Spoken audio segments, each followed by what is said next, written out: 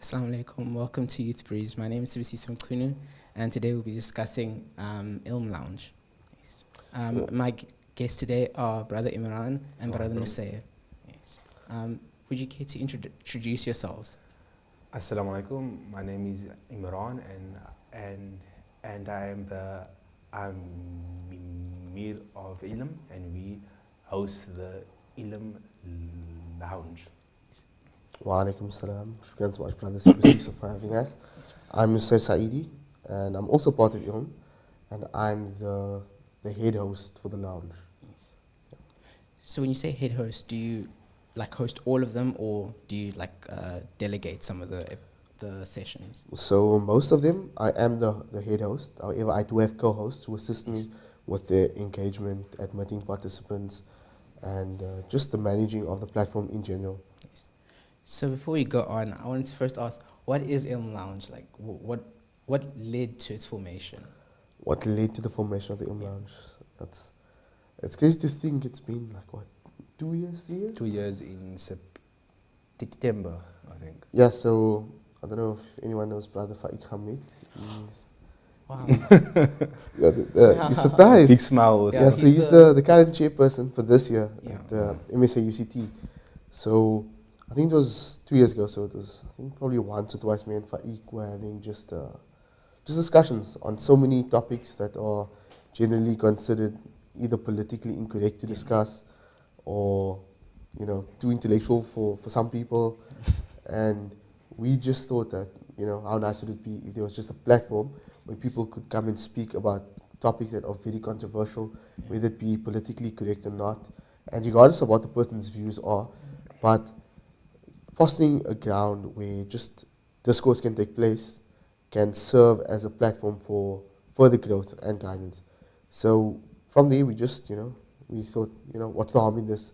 Just started it, had topics, everyone just come, discuss.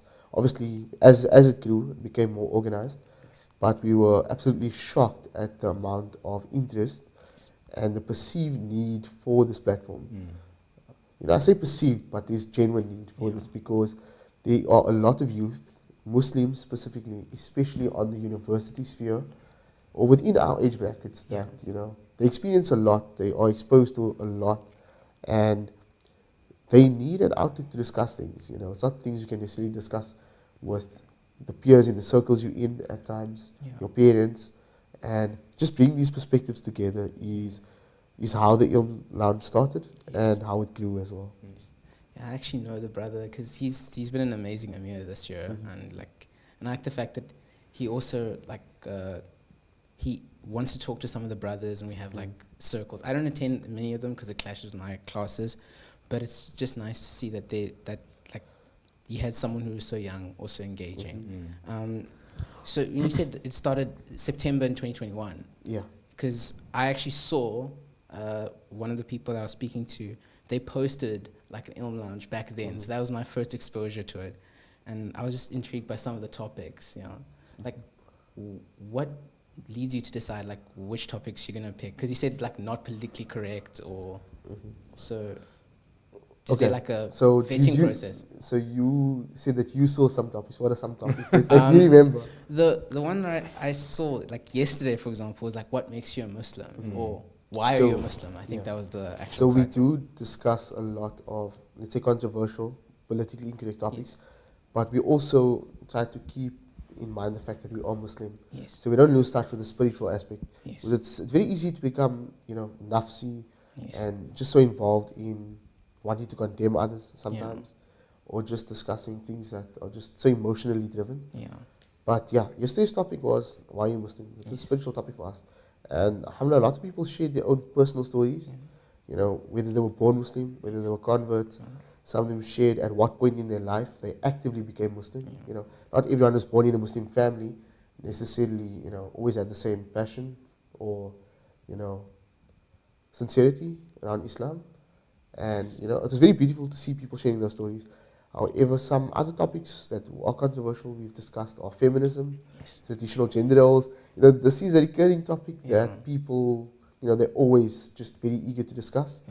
So do you, when you said recurring, sorry to interrupt, do you do some topics again, or do you cover them with like new perspectives or in light of like controversies that are going around? So the way we decide topics is we get feedback from the Yeah. participants a lot of the time, what topics they'd like to see discussed. Yes. We also take into account recent events. Yes. And then recurring, we do recurring topics, but we also explore new angles Yeah. based on certain events or certain aspects of discussion that are brought up in previous week's lounge topics. Yes. It's also that Yeah. it's that we also pick topics we are interested in, Mhm. because we are from this generation also, and we people who are involved in things happening out there, in events and things. So we speak with people often. Yeah. You know what I mean? And so I think we try to pick topics that are not only important, but that people think are also relevant. Yeah. Because we want them to also come on. Sometimes we have to be a bit not explicit, but a bit extreme. Not extreme, but a bit, I don't know what the term is, a bit like hectic with the A little less topics. reserved. Like, Yeah, because that brings the people in. But Clickbait. Clickbait. But in the actual discussion, it's very the people can very quickly gauge that we really want to just discuss. We're not there to teach anything or to condemn. We there to teach our perspectives, Yes. but we are not clamping down on anybody's perspective whose might differ. You know what I mean? Yes. So it's like it's a judgment-free zone. It's where a people can, like, judgment-free zone. express their own ideas. It's a actual free space to discuss, which means that you can say whatever you feel, whatever you think. We are not going to judge you, but we are, and the other attendees will give their perspective and they will present their arguments. You know what I mean? Yes. I saw that it's hosted on Zoom, so On it's like an Zoom, yeah. online It's thing. online. Do you think that also helps because now there's that like shield of anonymity, even though you can probably see the person's name? It's not like a physical thing where maybe the person might be a bit too shy to ask a question. I think it does help, but I think also helps is that we're very supportive of people giving their perspective. We try to it's fine, speak and those things. And then the other thing is that it isn't recorded also, so that helps, because if you aren't there, then you wouldn't know what was said. So it feels like a true sort of. Like it's an actual discussion happening in the moment. Because I imagine if it was recorded, then people would be a bit hesitant. Very Because I might say hesitant. something wrong. Yes, or- yes, yeah. yes. People are very self-conscious a lot of the time. So they think a lot if it was recorded. Is what I'm saying wrong? Am I going to get attacked for this? Am I going to get backlash? Yeah. So while we in the platform might be accepting of other people's perspectives, not to say we agree with them, Yeah. but we are able to discuss in a way that's respectful without resorting to ad hominem attacks. Yeah. It's not telling what other people would do if they were to, let's say, see someone have a view that they could have changed. Yes. But that's online. People don't care. Yeah. People are very stubborn in their views, and they're very inconsiderate sometimes. So, I do think that the fact it's not recorded plays a big role in people's willingness to participate. But also, aside from that, is you don't have to put on a video. It's encouraged. Yes. So there's always new people joining. So Yes. the more comfortable they get engaging, you'd find them putting on their video. But we even encourage them, even if they're not going to speak with their voice, Yes. put a message in the chat or something. So you just mentioned that they don't have to put on their video. Are there any rules? You said ad hominem attacks. Are there any rules governing what people can do and can't do, or is it just sort of just people need to just be respectful and It's mainly just be respectful. Yes. We're not going to engage in any ad hominem attacks. If someone shares their perspective, they make a point. Yes. You can disagree with that. There's nothing wrong with disagreeing with someone, but it's different to just start insulting someone for Yes. having their view. Aside from that, obviously, if you're going to be sharing your video, it shouldn't be something that's explicit or haram. Yes. Just like your face or Yes. whatever the case may be. Obviously, we don't want people let's say, swearing and stuff. But other than that, I think generally respectful discourse is something that everyone does understand. Yeah. The other thing is that we don't, so like we, if somebody comes on, then that they can't, perhaps they can't state an Islamic perspective, and then that's the end of the discussion. Yeah. You can bring the Islamic perspective, but then you also have to know that this person you're speaking to, they don't have to agree with you. You know, because sometimes people that they think that their understanding or their perspective of a fiqh ruling or an Islamic opinion dictates the end of the discussion, and we want to discuss. That's the point of it. Yeah. So it's like just to avoid the situation where people just like clam up because this one person says, "Oh, that's haram," and then maybe there's more nuance. Keeps to it. quiet. Yeah. At least because if you have people that disagree, then maybe there can be some respect, but like we can just say, "Okay, I don't agree with you," or because like I'm sure that like the attendees aren't all experts. They're not experts, often. So they might not know all the evidence that's available. But we don't really try to speak on fiqh rulings and things, you know. We try to speak more on things we do understand, because we can have experiences and we can have perspectives that many of the scholars don't actually have. The reason being that they're not in the spaces we are in, so they're not actually seeing the problem that we are seeing.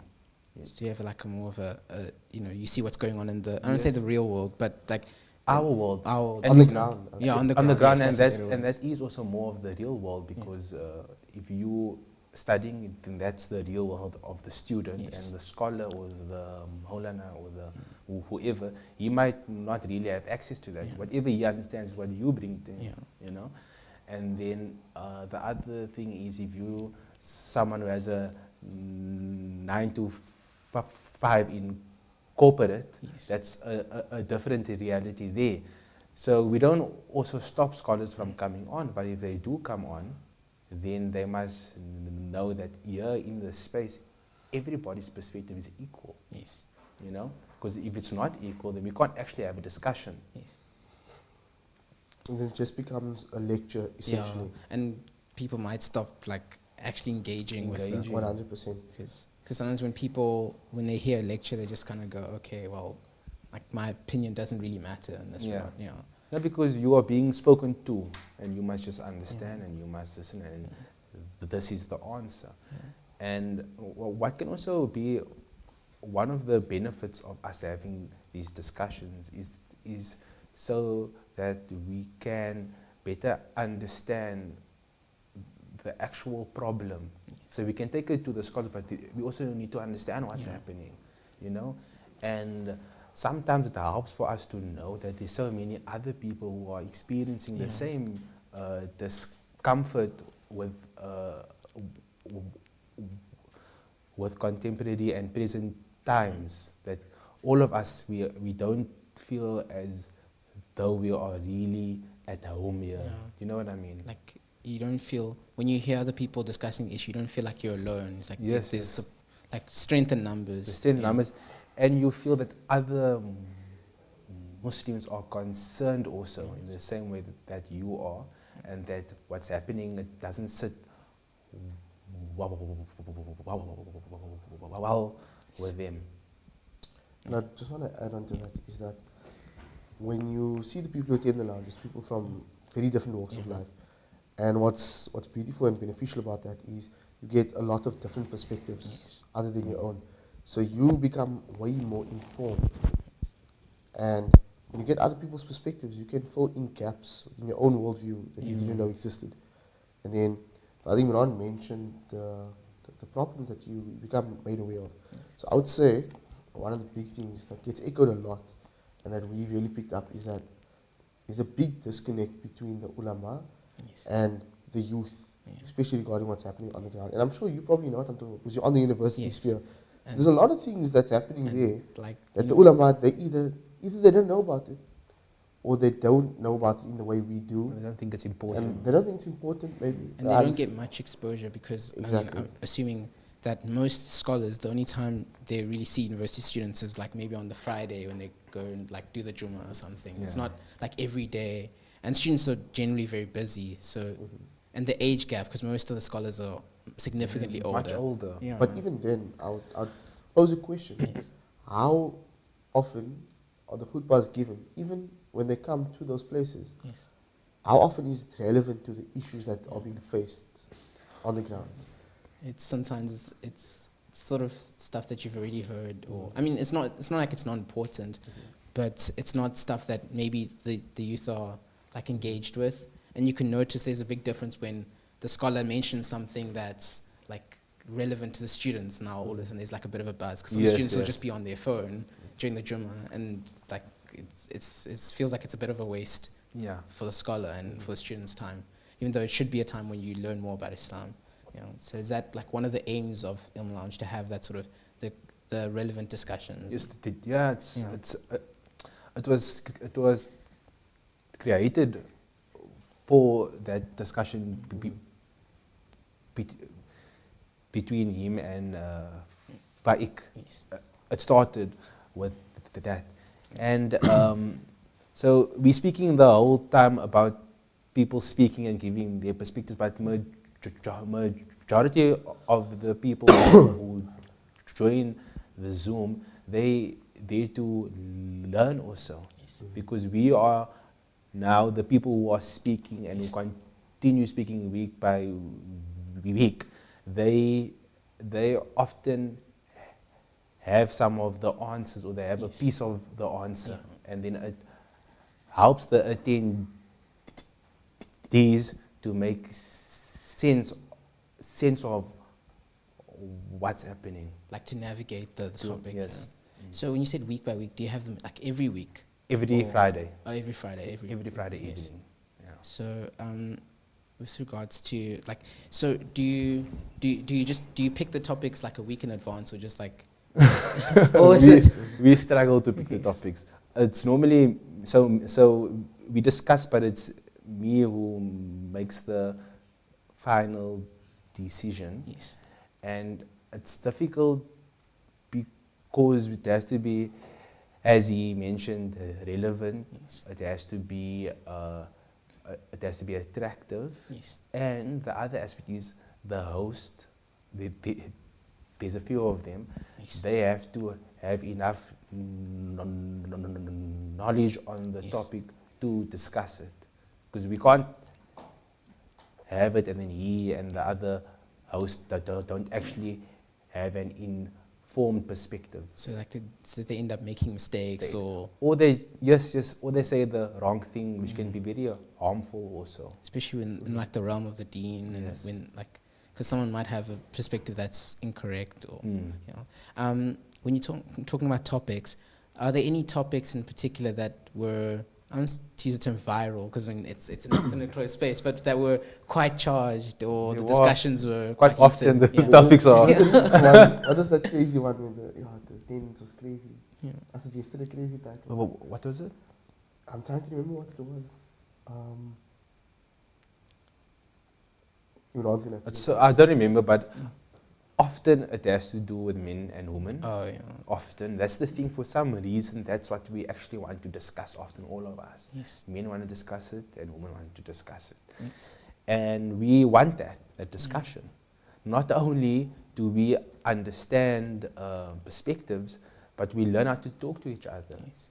Because Muslim men and Muslim women are Muslims. Yes. And often in present day times, we don't know how to discuss our problems. Yes. And we don't know how to discuss many things. Yes.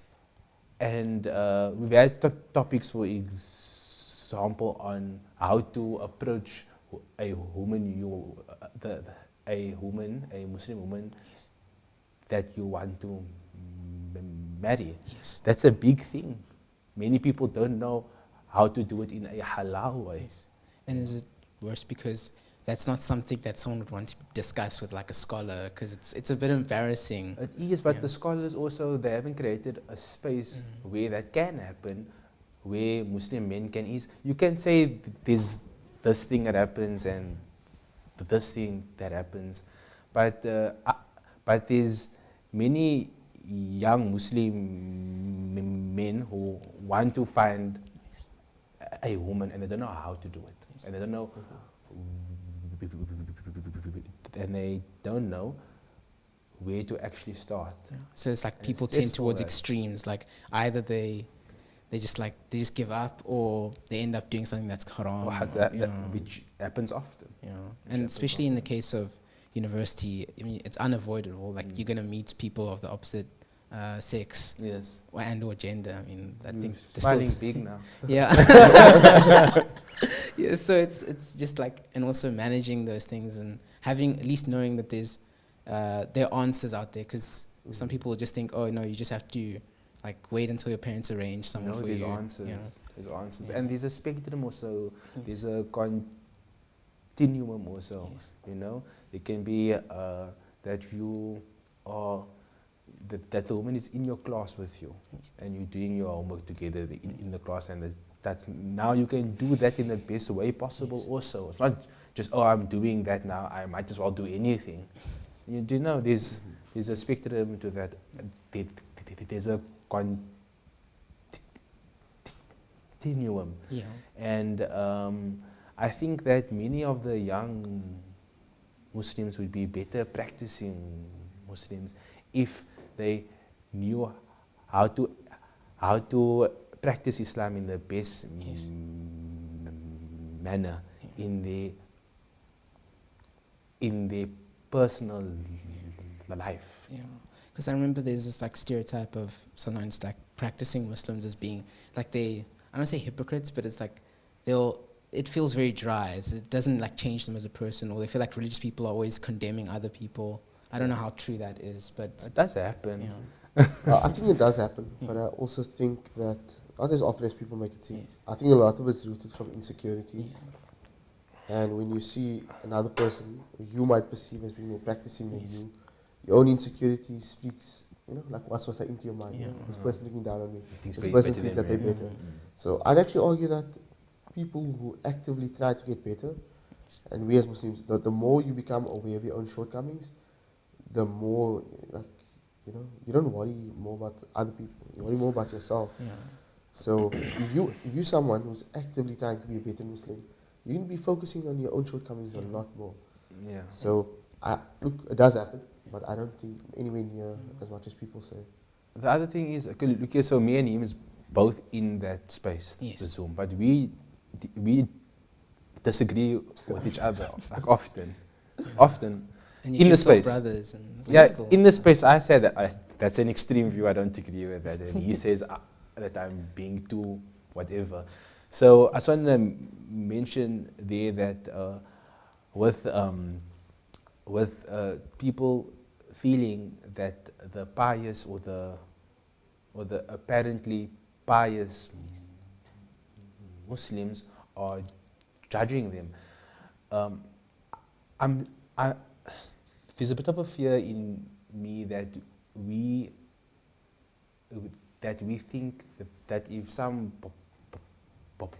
body speaks the haqq to us and they tell us that this thing you're doing is wrong, that it means that this person thinks they're better than you. It's not only about it. you get defensive in Yes, a way. but so it does happen. I Yes. think it happens, especially with women, I think, in the scarf and stuff like that, the hijab. Yes. But we also have a responsibility to care about our fellow Muslims. Yes. We also have a responsibility to, if they're doing something wrong, and if we think that they don't know that they're doing something wrong, to inform them that we are actually supposed to want them to also find Allah and Yes. enter Jannah. And sometimes that means that we're going to have to be telling them things that they don't actually want to hear, things that are difficult for them to hear, And especially things that now- are going to make them feel judged. Sorry? Oh, sorry about that. And especially nowadays, because there's like this this trend where we just sort of we avoid anything that's controversial. It's like it's very therapeutic. You don't have to say anything bad about someone, like, oh, do you and whatever. But sometimes that's very harmful, because if the person is like acting in a way that's not like pleasing to God, then that can lead to issues long term. Yeah. So I think, you know, it's quite established that as Muslims you have to speak the truth even if it's against you. Yes. And you advising someone, you know, the way you advise someone is also important. I think the more you engage with people, the more you learn how to do that in the most effective way possible. So when you advise someone, you do it in the way that makes them more receptive to receiving that message, as opposed to you just doing it, you know, whatever suits your nafs, for example. But like Imran mentioned, sometimes it's the females get triggered more often. For example, I don't know why you're laughing, it's true. You know, I can come attack you. Yeah, I guess because we had a topic recently, like, obviously it was me, I just triggered everyone. It was about makeup, the matter of makeup. I think, was that the prior week before? I think it was the week before, either 1 or 2 weeks ago. And you know, I really triggered people, I'm not going to lie. But I kind of segued into, they were talking about how, like there was a French woman, someone shared a story at work.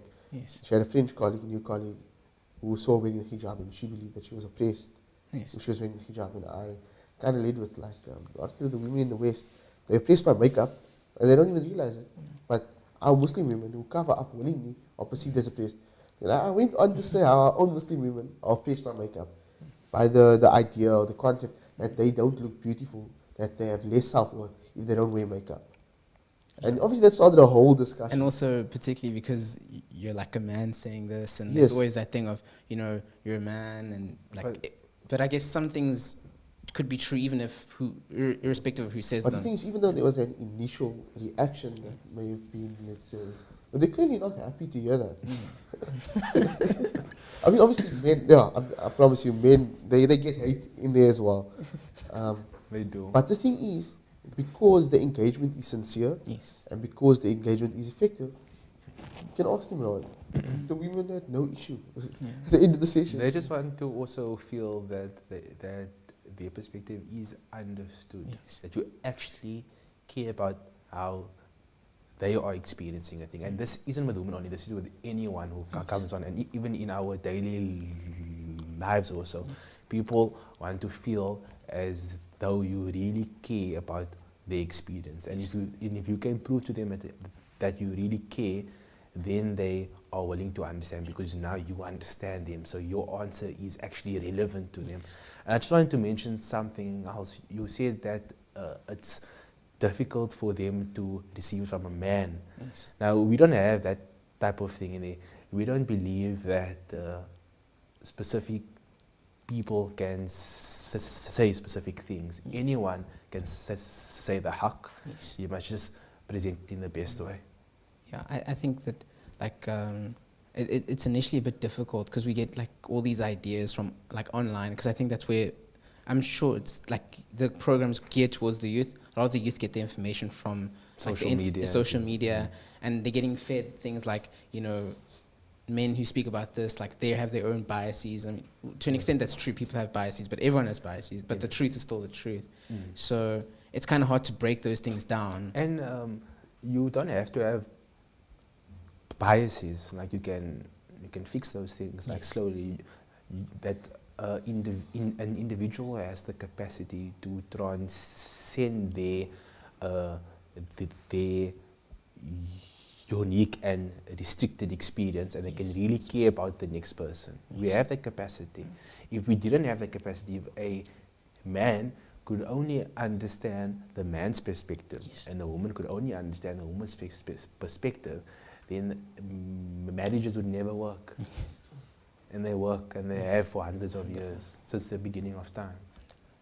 So you mentioned that this is like mostly for Muslims. Are there any non-Muslims who attend? I don't, like, do they ever announce that they're non-Muslims? Because I mean, it's a bit hard to tell by names sometimes. A few times. It does happen. Yeah, like you said, some of them we knew, others we didn't. They just joined and listened in. You know, 1 or 2 times. I think there was a Christian missionary who joined in the very beginning. Oh, he was like trying to convert us all. It didn't work, but really. alhamdulillah, I think people, as Muslims at least, we very firm on our own Aqidah, Yeah. Tawheed, and as Muslims we don't think the Trinity makes sense.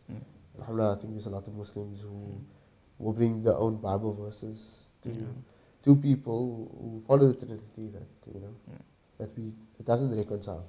So yeah, but we don't do it in a bad way, in a way to chase the person away from Islam. Yes. But yeah, It's just But sort of. they can come on though. Yes. So it's an Islamic space where we speak on things from an Islamic perspective. Yes. So we are speaking to Muslims. Yes. So if a non-Muslim comes on, we aren't really going to now try to explain to them. No, it's not. It's them coming into the space where we are speaking Yes. from an Islamic perspective. But they can come in because, so we don't restrict that, and we've never told anyone in the big. I think that we restricted it in the beginning stages Yes. because of the Christian missionary, but now we are open to whoever wants to join, because oftentimes the topics do benefit everyone. Yeah. And I think if like maybe someone who's like not from like who's not a Muslim goes there, and I guess they're already somewhat curious, so Yeah. their heart's somewhat open to Islam, or even just hearing what Muslims have to say instead of like. But I'm sure you're gonna get those like bad apples who just want to just cause noise and like make trouble. Yes. but alhamdulillah, like I said, there's a lot of converts that join, Yes. and they share their experiences often. So we get, alhamdulillah, the barakah of getting the perspective of someone who was not Muslim previously, and even their thought processes on these topics before becoming Muslim, when they were living in a completely different sphere, to how it makes sense to them now. Yeah. So, yeah, I think there's a lot of benefit. It gives you like a different way of thinking about things, And now you like so with regards to the going back to the topics, so like do you have anything like in the pipeline, like the future things, or does it just depend on what's trending to an extent? Like No, we do have things that we plan. However, we also, like, we've got lists of topics, but Yes. we also try and do it at the most appropriate time. yes, I think definitely something we want to revisit is homosexuality. oh that's a very Yeah, and then popular also topic. what's our stance as Muslims on that? Yeah. How do we navigate around, our interactions with fellow Muslims who have those desires? There's a lot of nuances to this topic that, unfortunately, there's a lot of ignorance around within our communities, and through discourse you can educate a lot of people. And isn't it now like, and like the age at which people are learning about this, it's getting younger and younger. Because when I was in high school, true. I learned like there was like 72 genders. I'm not sure if that's like correct anymore, but this was like grade 8 or 9, and now I see like even my brother, they are like YouTube channels that mention this, and he's like 5, 6, when he was 5 or 6 or 7. So, do you think that like Muslims like having that space to discuss this without having like that stigma of it's just a scholar saying this to you, like it helps them to openly discuss their concerns as well? Yeah. So there's even spaces wherein there's other Muslims who are pushing these views, these pro-homosexuality views, and the feminism views, and they're pushing it as though Islam is pro that. Oh yeah. Actually, they take from Islam and they take proof from Islam, and they prove that those things are the haqq, and we as Muslims must be pushing for those things. So a lot of the younger generation, they are very, they don't have the same traditional values we have. They don't see many of those things as an actual problem because they grew up with it. So it's very important for us now to first of all bring them back and to defend the future generation from those views. And you can't speak about these things anywhere else. Yeah. You can't speak about it at UCT. Yeah. Cancelled, eh? One Expound. time, I'm surprised you're making the video. I mean, like one time a scholar mentioned it. Like he was like, they're saying that there's no such thing as a man or woman. He mentioned like transgenderism, and you could sense people were a bit uneasy Uncomfortable. because it was like an open Juma. Like it was. We had it outside. Sarafana, and you could see people were like, "Yo, I might." But that's crazy that we are it's fun. uncomfortable stating that there's only a man and a woman. Like that's beyond. We're actually afraid Yeah. to say openly what everyone thinks. Yeah. And the thing is, the forum benefited that day because we began to understand there are many young Muslims who think the way we think. That they think there's two genders.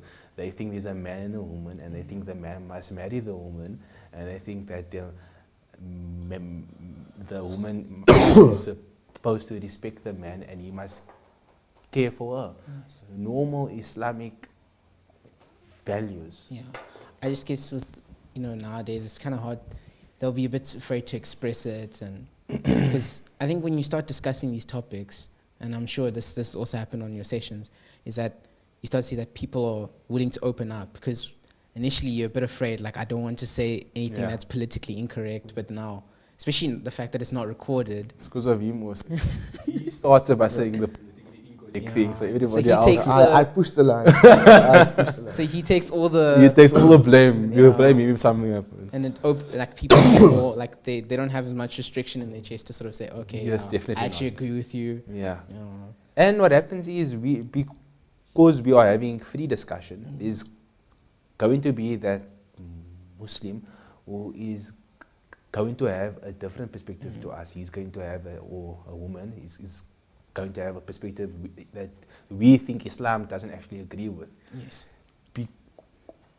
Because we are having the free discussion, we have an opportunity there to change their mind, and it happens. You know, and that's an important thing that's happening, that we are changing, that people's minds are becoming more in line with what Islam thinks. You know. So it's like you're able to present the traditional views in a way that's like non-intimidating. Yes, Yeah. and if you want to accept the view, you can, but we're just trying to make it make sense. And if you think it isn't making sense, then tell us why, and we can discuss more. Because the thing is, either you are on haq or we are, because the haq is only one haq, even two. Yeah, I mean, nowadays people have a very Their own different truth. conception. Yeah. It's like live my own truth. Yeah, and we all don't that, believe in you know. that as Muslims. Yeah. So I know you said that there's a wide range of attendees.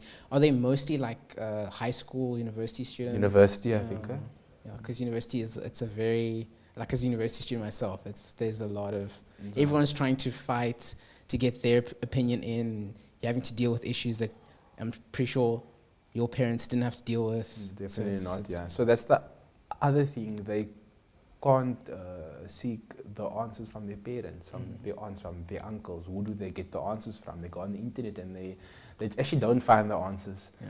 And then they accept the view that's un-Islamic because it makes sense. It's the most accessible one. It's the most, and it's the one that makes the most sense, and it's also the one that's being pushed everywhere on them by every single one. So either everyone is wrong or I'm wrong. It's easy to think I'm wrong than everyone is wrong. It's like the path of least resistance kind of thing. Yes, yeah. yes, yes. So, because it's quite difficult. Like, there will be certain things where they say, okay, like, I don't know if, I'm pretty sure you guys have discussed this. It's like, if I have someone who wants to be called by certain pronouns, whatever, and if you say I don't want to do that, that puts you in a certain sort of, it makes you feel like the bad guy. I remember that discussion. Yeah. I was very unapologetic on the fact very unapologetic on the fact I will not call someone by that pronouns. However, you have to take into account if you have a family to provide for, if you have to work in a corporate workplace, if you're studying, things can become very difficult. There's an easy workaround. You can hold on to your Islamic values while still not escalating conflict with another individual. Yeah. They have a name. Just address them Yeah. by the name.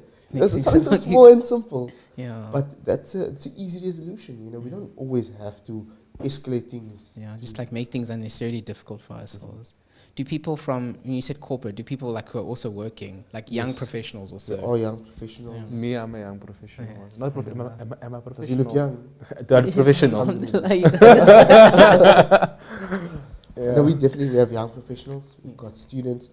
You know, you do have the occasional high school student as well, like matric. And, you know, like I said, you get people from all walks of life. You get Yes. people working, you get people studying. You get people who are working and studying at the same time. You've got people who have left work to come and study further. So you get a nice, good bunch of people. And with get many different experiences, I'm perspectives. pretty sure, as well.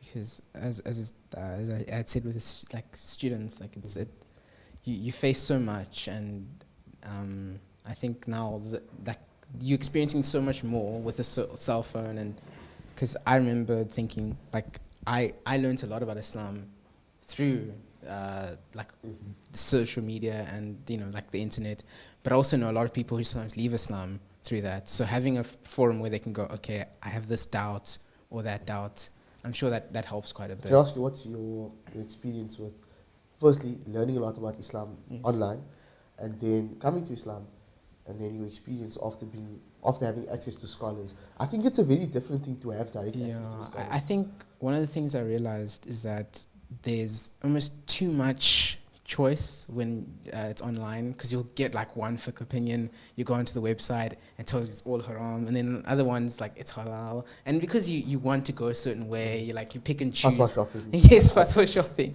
So, and sometimes it feels like it's just like you're being pulled in all directions, because everyone's, I remember I had a discussion with Brother Yas just now, and you were talking about how everyone's telling you that they're right, so you don't know where to go. And I think that, I'm sure that's one thing that having a forum like yours would help with, is that converts or people who are coming back to the deen, because they're essentially like converts, is that trying to learn how to practice their deen like in a realistic manner. Otherwise, you're just always shopping for a fatwa, or you always, it's very easy to just follow your nafs. yeah. Then you've got like a whole Frankenstein like fiqh that you've got going on. We're just following like 10 different websites, or you just like you search for that one fatwa that Sounds convenient. Yeah, but one day he doesn't, one day he's a Hanafi, the next day, oh, I eat prawns today. yeah, but Just joking. it's a sign also that the Muslims are finding it very difficult to practice Islam. It's a sign of that. So where we can also present the view that speaks to their circumstance, we are supposed to be doing that, because we don't want Islam to be a hardship for them. like speak to people at their level, kind of. At the level, but also at their difficulty. Oh, yes. Because Do you agree with that one? I do. I can imagine now, like when I first converted, you want to follow every strict position, and now over a while it's easy you to fall into that. Eh? yeah, you sort of get, and then after a while I was just wondering, okay, You tire out. Yeah, you burn out, I remember. And it also isn't often that you are following the strictest view, as that you are following the hardest view, and that it's not necessarily that the strictest view and the hardest view are the same thing. Yes. Yeah. I think you also come to learn that there's actually room for different views Yeah. on a lot of things. I'm not saying, there's like everything is on the spectrum. Yeah. Some things are clear cut, halal. But there's a lot of things on which there is legitimate difference of Like opinion. different. Yes. That some people make as if there isn't. Yeah. Like music, for example. I didn't say that. No, Okay. I'm sure. like Did the you, permissibility. I of music. pronounce, I don't know about him. did you have a discussion on music? Because I'm sure that's. So we don't really have very ficky Oh, okay. Because you mentioned that discussions earlier. on there. I don't know if we have.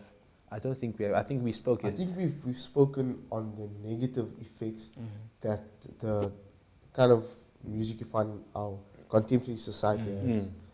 Perhaps So it was an interesting discussion. Because on YouTube you always see that, like, I'm not going to mention names of the artists, but you hear that so you hear people saying that some artists are demonic. I mean, of course, There was a sometimes recent like incident. say the recent incident. Do you know the recent incident? not. Oh, the one in Saudi Arabia. No, yeah. By definitely. Habibia in Habibia Ryan. Mosque. What happened? Yeah, I don't want to say. Why don't you say? You just saying what happened. I don't know if you know Youngster CPT. Yes, I've actually heard of him. Yeah, he did like a rap video outside of Habibi Mosque. In front with There's a lot of back top on, like Prayer an- top. and yeah, like an imam, Oh. like an imam. Yeah, so we're probably going to discuss Wow. that we've had. So we also have a group chat, Yeah. and we've been discussing in the group chat in the Because week. I was going to on that actually topic. ask next is how do people actually get in touch with like because I see that you post sometimes in your statuses that the session's going to happen. Yeah. How do people? Is it like a social media thing or is it just like through WhatsApp where you So- post a link? So for we the- post the flyer in the group chat, and we Yes. also put it on the Instagram, and we put it on Oh, people's okay, yes. statuses, and we tell the people to share it. And then when you are on the Zoom, what normally happens is we explain that we do have a group chat, and that if anybody wants to be put in the group chat, they can just message him, Yes. or or if it's a woman, then they can message the secretary, Saliha. They can also just reach out to us on Instagram. Oh, okay. At least because I mean Also- most youth are on Instagram, so it is quite a convenient Are site. you active on Twitter?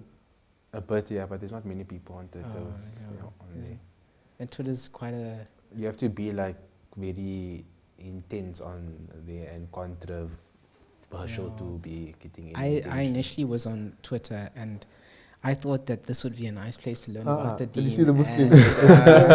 And, it was, I thought I just follow scholars and There's a lot of this debates and Yeah. arguments, and there isn't respect on people Yeah. just, I think the problem is that if everyone has the same voice sometimes, there's not enough respect shown to people. Because you'll get people that are debating Yeah. scholars with like PhDs. Not to say that PhDs equal intelligence, because you get people that have like PhDs in Islamic studies who are like, who pushing certain agendas. Yeah. But there's just a lack of respect shown to your elders, and they'll swear. And I'm like, these are the things that Muslims are doing. So Yeah. it was The just other thing is there's complete anonymity. Yes. Where on the lounge now a person would still speak. So there's still that respect because other people can hear and Yeah. they know how I sound and things. so it's, So it's that not helps. like And it helps also that we that we are being respectful to everybody else. So we are setting the precedent and the adab of the space. it's not just like one of those screaming matches That's where it. everyone's just. There's trying some to get people it. who come on sometimes and scream, and then we say, maaf, this is not how we do it. And we repeat that a few times, but then they normally stop after a while. This we is meet them. a question that maybe I have like some self-interest in. Is have you ever had anyone convert on the show, or like normally it's just converts, like have you No, ever had? we haven't had No, anyone but I- convert on the no. platform. That to be interesting. Yeah. It would be like a bit weird though for them to just say, I want to say the kalima now. Yeah. I just always love the convert stories. Yeah, but it doesn't happen by us. But you did say that there are converts there. That's There are so converts that come. And It's a there's- new convert actually that you brought on. Yes, I put it on recently. Yeah.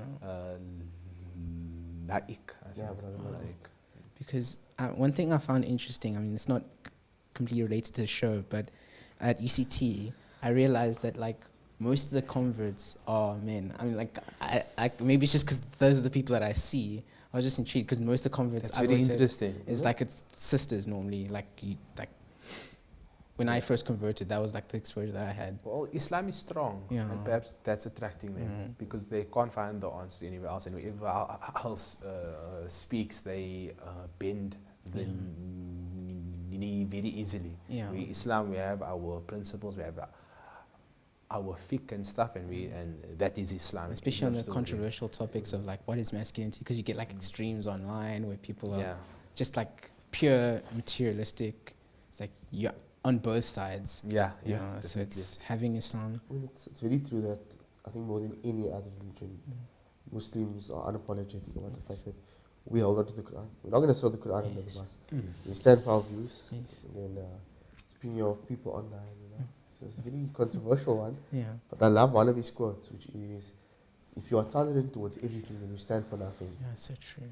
And alhamdulillah, as Muslims, while I would say there are many confused people, I'd say for the most part, still we hold onto our deen Yes.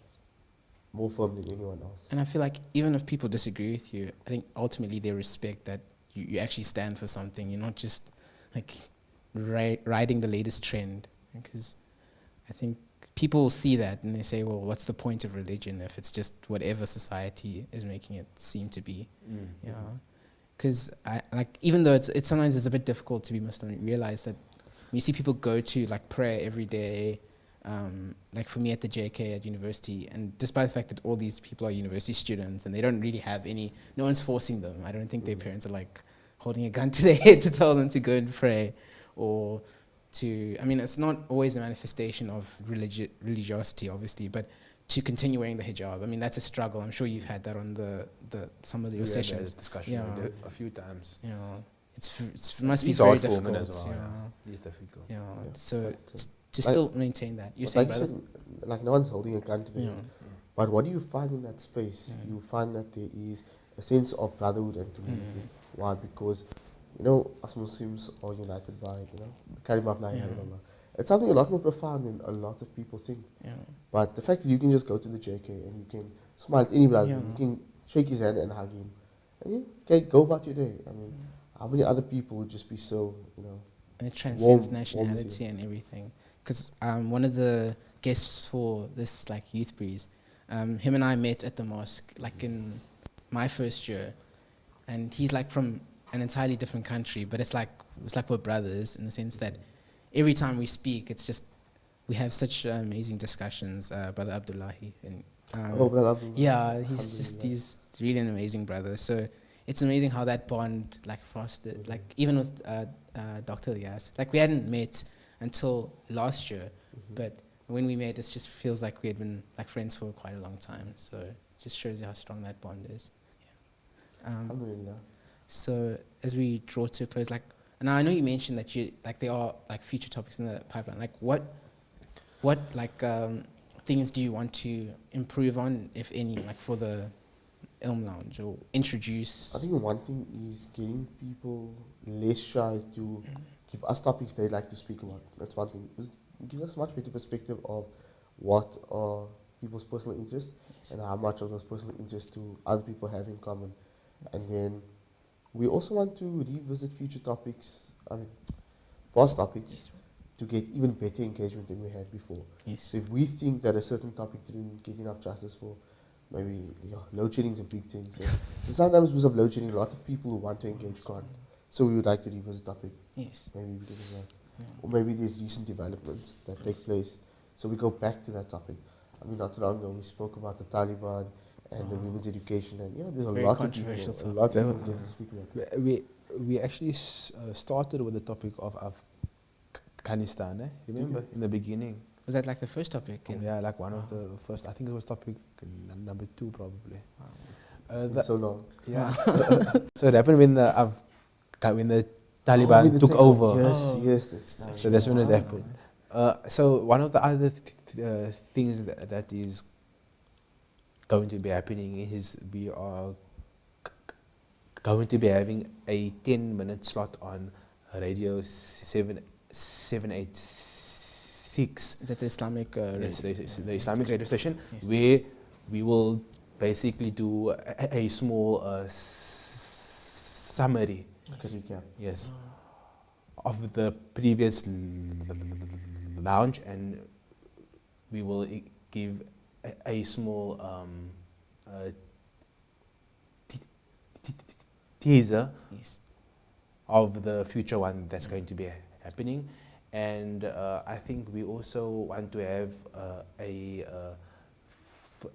an in-person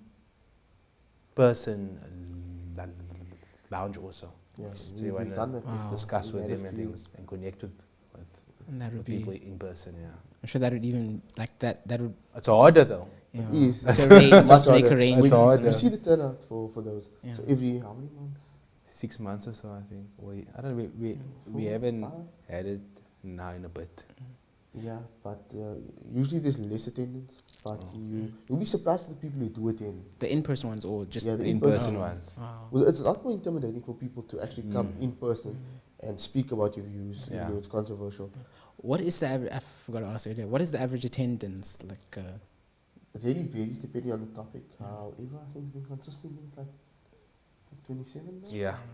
That At was least- yesterday, I think. Yeah. The average yesterday. If it's a more controversial topic, you can go like To 50. Yeah, It happened close to already 50. At least it's 50. still intimate, like because if it's like over like 100 people, then No, you then can't. so I think the best number actually is like 25 to 35, Yes. because then people still speak and they're also not so anxious and things. However, it's probably going to be increasing, and we Yes. have to find out how to navigate that in the best way. Would it be like to? Because I see that right now.